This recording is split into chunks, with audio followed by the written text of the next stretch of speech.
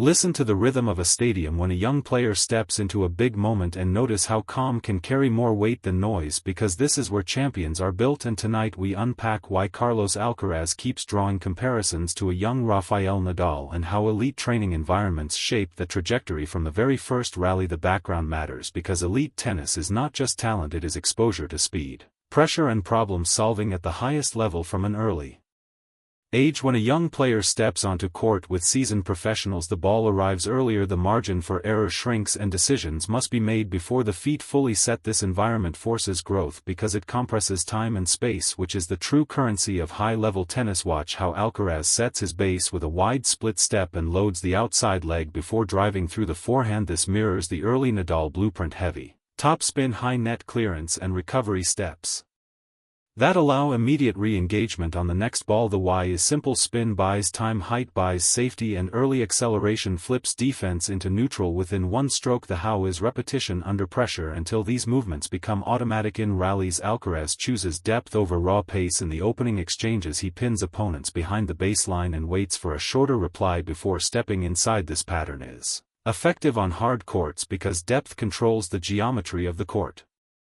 and forces replies that sit in the strike zone. The serve +1 pattern matters here because a wide serve opens space and the next forehand targets the opposite corner, which stretches recovery lines and exposes movement gaps. Return positioning is another key detail. Standing a half step inside on second serves changes the point from reaction to initiative. This is a rule of momentum in modern tennis. Initiative shifts outcomes because the first aggressive decision shapes the rally tree that follows. Physically, the movement chain is compact: low stance into explosive hip rotation, then quick recovery steps to the center. This keeps balance through long exchanges and prevents overcommitting, which is vital against players who redirect pace down the line. Tactically, the blend of spin and pace allows Alcaraz to vary height and depth so opponents cannot settle into a single strike pattern. Variation disrupts timing and creates short balls without reckless risk. My opinion is that the biggest separator is not the highlight winners but the calm repetition of high-quality choices under fatigue, because that habit is forged in demanding practice environments where every ball must earn its place. When pressure peaks, the pattern stays simple: serve wide, forehand to the open court, return deep cross, then step inside on the next neutral ball. These are not flashy choices, but they win points across surfaces and over 5 sets. This is how the